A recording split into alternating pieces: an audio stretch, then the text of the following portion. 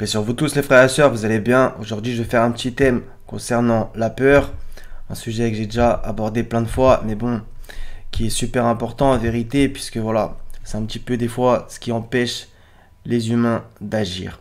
Donc on va voir que le Seigneur nous en parle à maintes reprises, on va voir que ça a touché même les meilleurs des hommes, qu'on se comprenne, les messagers, les envoyés. Donc on va voir certaines choses, certains versets.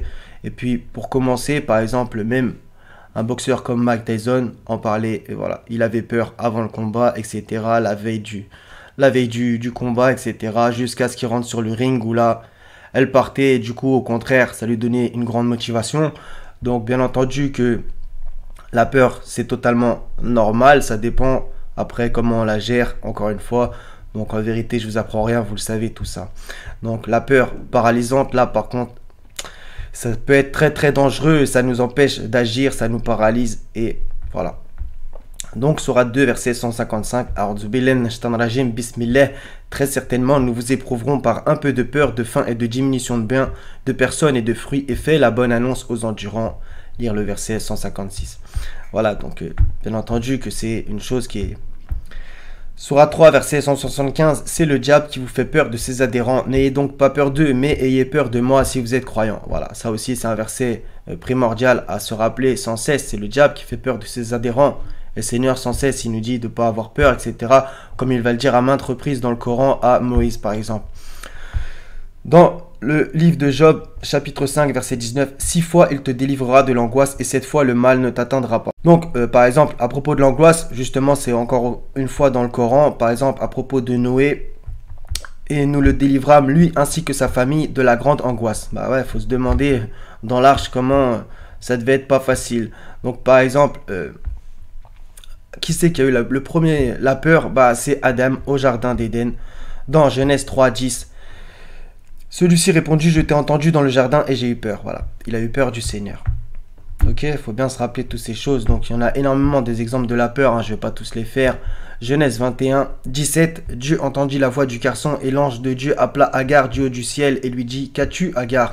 N'aie pas peur car Dieu a entendu le garçon là où tu l'as laissé. Voilà. Donc, c'est quelque chose qui revient sans cesse. Hein. Genèse 32, 8. Jacob eut très peur. L'angoisse le saisit. Exode 2. Versets 14 et 15. Alors Moïse prit peur et se dit que l'affaire s'était ébruitée. Effectivement, le pharaon apprit ce qui s'était passé et chercha à faire mourir Moïse. Mais celui-ci prit la fuite. Il se rendit au pays de Madian et s'assit près d'un puits. Donc ça aussi, c'est relaté dans le Coran à maintes reprises. Donc voilà, donc ce qui se passe en ce moment avec ce que vous voyez, bah voilà, c'est aussi parce que le peuple, il a peur de perdre certaines choses. Il a peur surtout aussi de la mort. Ça, on va voir que bah, c'est quelque chose de... qui vraiment s'est inséré dans le cœur des humains, bien plus qu'avant, je pense. Et justement, c'est pour ça qu'il y a une certaine inaction, même si c'est pas pour tout le monde le cas, qu'on se comprenne. Et voilà, du coup, un pays qui est vraiment tombé dans l'athéisme en masse, dans l'apostasie.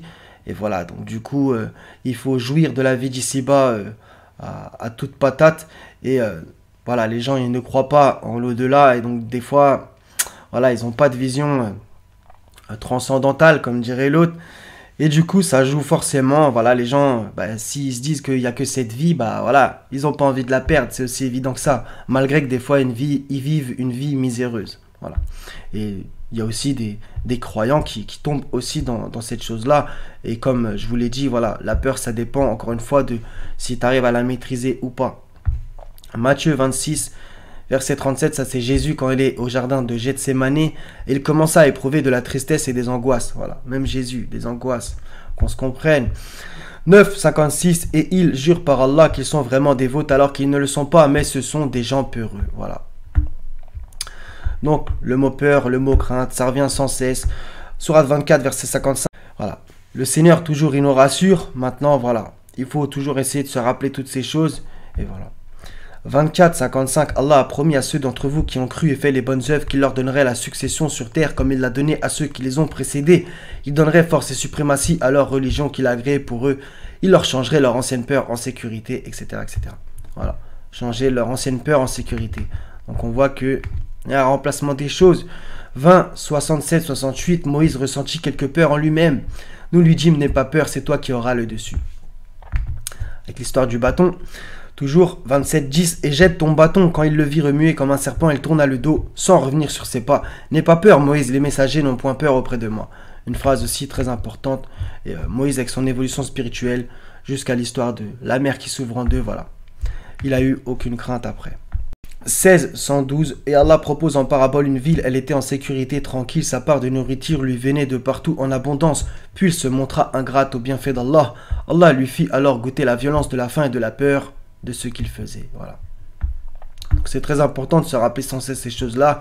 15-52, quand ils entrèrent chez lui et dirent Salam, il dit nous avons peur de vous. Donc ça c'est les hôtes d'Abraham. Donc voilà, même Abraham, donc comme je vous l'ai dit, hein, c'est même arrivé au meilleur. Après, qu'est-ce qu'ils en ont fait de la peur? Là est toute la question et la chose. 39-36, Allah ne suffit-il pas à son serviteur? Ils te font peur avec ce qui est en dehors de lui. Un passage important aussi. Et quiconque Allah égare n'a point de guide. 41-30, ceux qui disent notre Seigneur est Allah et qui se tiennent dans le droit chemin, les anges descendent sur eux. Déjà c'est important, les anges descendent sur eux. N'ayez pas peur et ne soyez pas affligés, mais ayez la bonne nouvelle du paradis qui vous était promis. Voilà. Donc, comme je l'ai mis dans le titre, le salaire de la peur, ça fait référence à un film que peut-être vous connaissez. Donc voilà. Donc, quand on est dans le camion, qu'est-ce qu'on va faire? Comment on va se conduire et comment on va conduire le camion? Voilà. Sur notre route et Inch'Allah sur le droit chemin jusqu'au bout, jusqu'au dernier souffle. Voilà les frères et sœurs. Donc encore une fois, tout ce qui se passe en ce moment, faut essayer de carrément même être dans l'allégresse, comme a dit Jésus. Soyez dans l'allégresse quand vous serez persécutés, etc. Réjouissez-vous qu'on se comprenne, même si c'est pas facile, même si c'est pas facile. Et vous avez vu tous les envoyés, voilà, il y a beaucoup, ils ont eu une crainte, une peur, c'est normal. Ça, c'est totalement normal. Mais comment ils l'ont géré?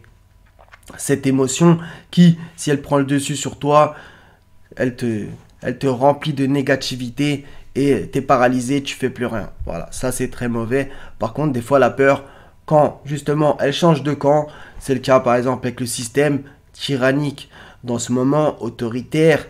Un jour, Inch'Allah, la peur, elle va vraiment changer de camp. Et voilà, les choses, elles vont changer. Parce que justement, là, c'est le peuple qui a peur, même si il y a un certain éveil. Bon, on va pas trop discuter là-dessus, mais voilà. Donc, par contre, les tyrans, à un moment donné, la peur peut aller dans leur camp.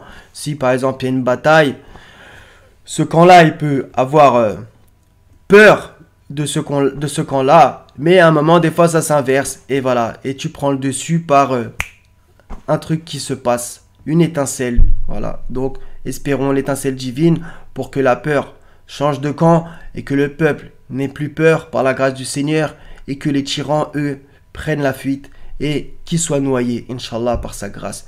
Donc voilà les frères et sœurs, donc courage, soyez tous bénis, déterminés et on essaie, Inch'Allah, tous de s'entraider. Je vous aime pour la face du Seigneur. Wassalamun ala al-mursalin walhamdulillahi rabbil alamin. La ilaha illa hu al-hazizul hakim. Paix sur vous tous. Prenez soin de vous et des vôtres. À la prochaine, Inch'Allah. Salam.